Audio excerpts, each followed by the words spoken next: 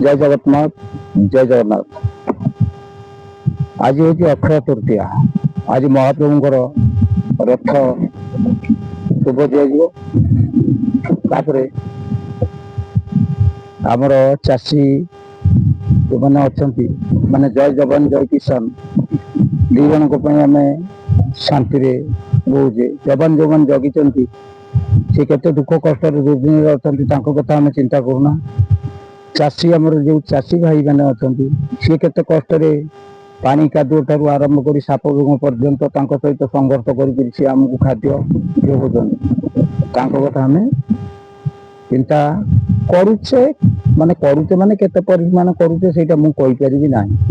सब मु सब को अनुभव कथा कहना आम पैसा देदेबा बाजार को चाउल हिटी आसवा खाईदबा। सरकार भी आम चाउल दौरान चाषी धान कलेक्शन कर भल बंद करमको दौरान आम कौन आ चाषी दुख बुझुचे कि आम केवल घी खाइबा भल पाइबा। आम कलिजुगर लक्षण है आम केवल घी पाइबा माने बिना परिश्रम बिना बुद्धि विद्या खर्च आम केमी राताराति बड़ लोक हवा। भिकारीटे बड़ लोक हाँपाई 10-25,000 टंका हो से बड़ लोक हो कोटिपति करोड़पति जी अच्छा कोटी कोटी कोटी कोटी 100 कोटी 200 कोटी 500 कोटी हेले से बड़ लोक स्तर अनुसार अच्छी। कि आज मोर गोटे मुख्य कथा कहवा कथा मुझे कथा कहबार उद्देश्य षंड बर्तमान पलि आसिले षंड महाराज। मु षंड बाबद आज किसी कह भावुली तेणु षंड महाराज बर्तमान आसिक हांटू बिकाउं। आप देखु गोशाला व्यवस्था अच्छे 3 षंड पलि आसिले ये कैमेरा बुले देन दे षंड आड़ को टेकिकी 3 षंड बर्तमान पलि आसिले ताने मत हो प्रकृति सब सपोर्टिंग दियंती। हाँ बर्तमान 3 षंड अलरेडी पलि आसिले तेणु बर्तमान देखो ये जो निर्धूम खरार ये जो षंड मैंने बुलूं 3 टोटाल आम ये एरिया भितर गणिदेले बोधे 15 कि 20 खंड षंड हे। पानी बर्तमान कौटी ना कौन सी जगह पानी ना टोपी पीवाई कि बाल्टी जब पानी दब पीवा हम गाई किसी रखिले लाभ पाइबा बर्तमान गाई की खाଇବା पीवा भल मंद देले कहीं क्षीर दुईबे क्षीर दुईकरी चलिए परिवार निर्वाह करेंगे। षंड कथा कहीं बुझुना मुझे कथा 1996-97 मसीह कही भी जन आम कपी करते आम से सान भाई भुवनेश्वर कहे कहले भाई आप जो कथा कहते अमक लोक ये कथा कहते शिखु कौन असुविधा है मो माँ पेट्रोल उठिक आसनी यही सृष्टि कथा सब आम चली। आप देखो षंड मैंने जो पशिबे बर्तमान क्षेत्र जदि पशिबे क्षेत्र गोड़े जब गाई किए खाइबा रखी मांडिया से गोड़े पानी पीवाई पानी कौन सी जगह किसी सुविधा नहीं। आपंकर नदी फदी पानी अच्छी नदी फदी की जापर कि बर्तमान से केते कष्ट अच्छा कष्ट को साधु सन्थ ठार आरंभ कर प्रशासन पर्यंत सरकार पर्यंत जो बुझाते मुझे खुशी हमें कहीं ना। देखु मु भी यही 4 दिन तले ग्राम देवती कति जाइए आम गाँव मधुबिंदुकर जो नूतनकरण होती भी मुझे आम से जन अच्छी भाई ताको कहली भाई गोटे कम कर देखे माकड़ मैंने आसिक पानी पीछे ट्यूबवेल कतरे पानी रोनी से चाटिकी पीछे ये गोटे कुंड करा कहले ना एकर हेनी सेकर हम मैंने भाई जो हो 3 फुट कि 4 फुट लंब 2 फुट 2.5 फुट ओसार गोटे कुंड करा जोटा कि 1.5 फुट खंडे उच्चा हो बेस उच्चा न हो कारण गाई गोरु समस्त केमी पानी पी पारे। गाई गोरु तो आम गाई गोरु गोटे स्वार्थ अच्छी आम तो मानते भितर रखा आम कस्टडी भितर रखा खाଇବା पिवाक दबा सी बातिल करेंगे बातिल कलापर क्षीर देवे क्षीर देला क्षीर को जहाँ बिका बिकवा दही फी कर लोन कर कौड़ घर पाठटा लोन कर घी कर रखा घी कर रखला यज्ञ हम विश्व शांति यज्ञ केमी हम विश्व शांतिर मूल जी ताकू जदि धरा न जाए विश्व शांति यज्ञ केमी हम। विश्व शांति यज्ञ 1994-95 मसीह आम शुणी आसू 96 मसीह आम ग्राम देव बुढ़ी जगुड़ी पाखे आम विश्व शांति महायज्ञ करूँ। तत्कालीन समय 3 दिन यज्ञ होता से 3 दिन यज्ञ कम से कम 2.5 लाख 3 लाख टंका खर्च होता। आम भी मुझे राति शोई नी मो 7टा 8टा 9टार उठा लोक मुझे राति उठिक समस्त समस्त कहीकि आसली यज्ञ जो प्रकार हवा कथा आम यज्ञ ना दिखाई विश्व शांति यज्ञ। मोटा बड़ कथा कहूना मुझा बड़ कथा कहूना ଆମେ ସବୁ କରିଛୁ, ଆମ ଗାଁରେ ସବୁ ହେଇଛି, ସେ କଥା ମୁଁ କହୁନାହିଁ। କିଏ ଯଦି ଭାବିବେ ସିଏ ଅଲଗା କଣ ଭାବିବେ। ବିଶ୍ୱ ଶାନ୍ତି ମହାଯଜ୍ଞ କରିବା ପୂର୍ବରୁ ସେତେବେଳେ ଏତେ ପରିମାଣ ଷଣ୍ଢ ନଥିଲେ। ଗୋଟିଏ ଷଣ୍ଢ ପାଇଁ 10-20 ଗାଈ। ଗାଈ ଯୋଉ ମାନଙ୍କର ଥିଲା, ଷଣ୍ଢ କୋଉଠି ବୁଲୁଛନ୍ତି ନେଇକିରି ସେଠି ଯାଇକିରି ତାଙ୍କୁ ହଉଛି ସଂଗମ କରେଇକି ଜାଣୁଥିଲେ। କାହିଁକି ସେତେବେଳେ ଷଣ୍ଢ ଅଭାବ ଥିଲେ? ନା ଷଣ୍ଢ ପାଇଁ ସ୍ୱାର୍ଥ ଥିଲା। ମା ପେଟରୁ ଯିଏ ଜନ୍ମ ହେଲା ତାକୁ ହଉଛି ଚପେଇ ଦେଇ ବର୍ତ କରି ଗାଉଁଲି ଭାଷାରେ ତାକୁ ସବୁ ବଳଦ କରିଦଉଥିଲେ। ବଳଦ ଚଷୁଥିଲା, ଇଏ କୋଠା ବାଡି ଗାଡି ଗୁଡା ଭଲ ମନ୍ଦ ଯାହା କରିବା କଥା କରିଗଲେ। ମାନେ ଏମିତି ସେ ଯେତିକି ଟନ ହେଇକି ଆମ ଟନ ହିସାବରେ ଯଦି କୁହାହଉଛି, ମୁଁ ଦେଖିଛି ଯୋଉ କାଜି ମାଙ୍କଡା ପଥର 20ଟା 25ଟା 30ଟା ପଥର ଶଗଡ ଉପରେ ଲଦାଯିବ। এইଭଳି ନିର୍ଦ୍ଦିନ ସମୟ ବର୍ତ୍ତମାନ ଯୋଉ 2:30 3ଟା ସମୟ ହେଇଛି ବର୍ତ୍ତମାନ, ଏଇ ସମୟରେ ସେମାନେ ହଉଛି ମାନେ ଚଢିକିରି ମାନେ ଆସିବେ କୋଉଥିରେ, ଷଣ୍ଢ ପଳେଇ ଆସିଲେ ମୋ କଥା ଶୁଣିକିରି। ସେ ମତେ ଭଲ ପାଉଛନ୍ତି, ଟିକେ ବୁଲେଇ ଦେନି। ଷଣ୍ଢ ସାଙ୍ଗେ ସାଙ୍ଗେ ପଳେଇ ଆସିଲେ ମୋ କତିକି, ଟିକେ ଦେଖନ୍ତୁ। କାରଣ ଆମର ସବୁ କହୁଛନ୍ତି ଟିକେ ଭଲ ମନ୍ଦ ଜିନିଷ ଦେଖେଇକିରି କହୁନା।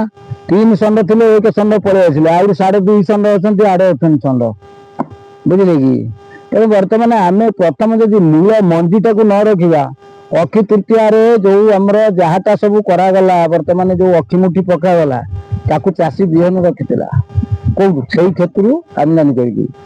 ବର୍ତ୍ତମାନ ଆପଣ ଚିନ୍ତା କରନ୍ତୁ ଷଣ୍ଢଙ୍କ ଅବସ୍ଥା କୋଉ ଭଳି। ଷଣ୍ଢଙ୍କ କଥା କେହି ପଚାରିବାର ନାହିଁ। ମୁଁ ସେଠୁ ଆମର ଯିଏ ମୁଖିଆ ଅଛନ୍ତି ଭାବିଥିଲି ଆଜି ଫୋନ କରିବି ବୋଲି, ଫୋନ କରି କହିବି କାହିଁକି ନା ଏଇ ଆଡିସନାଲ ଲୋକକୁ କହିଲି ସେ କରିବ କି ନ କରିବ। ତେଣୁ ମୁଁ ତାକୁ ଭାବିଥିଲି ଫୋନ କରିବି ବୋଲି, ଏପର୍ଯ୍ୟନ୍ତ ଫୋନ କରିନାହିଁ। ମୁଁ କହିଲି ମୁଁ ଯଦି ଖାଲି ଆମରି ଏଇଠି ଠାକୁରାଣୀ କତିରେ ଯଦି କରେଇଦେବି, ତା ଦ୍ୱାରା କଣ ଷଣ୍ଢ ମାନେ ଜଳ ପିଇବାର ସୁଯୋଗ ପାଇବେ? ମନ ବୁଝିଗଲା ନା ନାଇଁ, ଗୋଟେ ବାଇଟ କରିକିରି, ଆଜି ତ ଆମର ବାଇଟ କରିବାର ଦିନ ଥିଲା, ସରିଯାଇଛି ବାଇଟ। ମୁଁ କହିଲି ଗୋଟେ ବାଇଟ କରିକିରି ଆଜି ଛାଡିବା। ଏଇ ଆମର ଏଇଠି ଯୋଉ 10-50 ଷଣ୍ଢ ଅଛନ୍ତି, ସିଏ ଯଦି ପାଣି ପିଇଦେବେ, କଣ ବିଶ୍ୱ ସାରା ଷଣ୍ଢ ପାଣି ପିଇଦେବେ? ଗୋରକ୍ଷା ଯଦି ହବା କଥା ବିଶ୍ୱ ସାରା ହବା ଦରକାର। ବିଶ୍ୱରେ ହଉ କି ନ ହଉ, ବିଶ୍ୱରେ ତ ଆମର ବିଭିନ୍ନ ପ୍ରକାରର କଣ୍ଟ୍ରି ଅଛି, ଆମ ଭାରତ ବର୍ଷରେ ହବା ଦରକାର। ମୁଁ ସେଥିପାଇଁ ମାଇଣ୍ଡ ମେକଅପ୍ କରିକିରି ମୁଁ କହିଲି ନାଇଁ ନାଇଁ, ଏକାଥରେ ମୁଁ ବାଇଟ ମାଧ୍ୟମରେ କହିବି।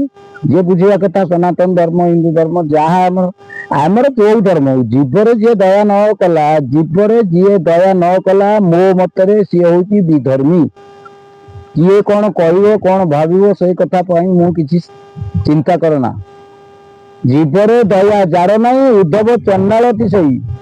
କିଏ କହିଛନ୍ତି? ଭଗବାନ ଶ୍ରୀକୃଷ୍ଣଙ୍କ ମୁଖ ନିଶ୍ଚିତ ବାଣୀ ଶ୍ରୀମଦ୍ ଭାଗବତରେ ଜଗନ୍ନାଥ ଦାସ ଓଡିଆରେ ଲେଖିଛନ୍ତି, ଆମେ ତ ସଂସ୍କୃତ ଲେଖା ଥିଲେ ସମସ୍ତେ ପଢିପାରିନଥାନ୍ତେ। ସିଏ କହିଛନ୍ତି ଜୀବରେ ଯାର ଦୟା ନାହିଁ, ଉଦ୍ଧବ ଚଣ୍ଡାଳ ବିଜୟୀ। ଏଇଠି ଗୋଟେ କଥା ଦେଖନ୍ତୁ, କାଷ୍ଠ ପାଷାଣ ତରୁତୃଣ ସକଳ ଗୋଟେ ନାରାୟଣ।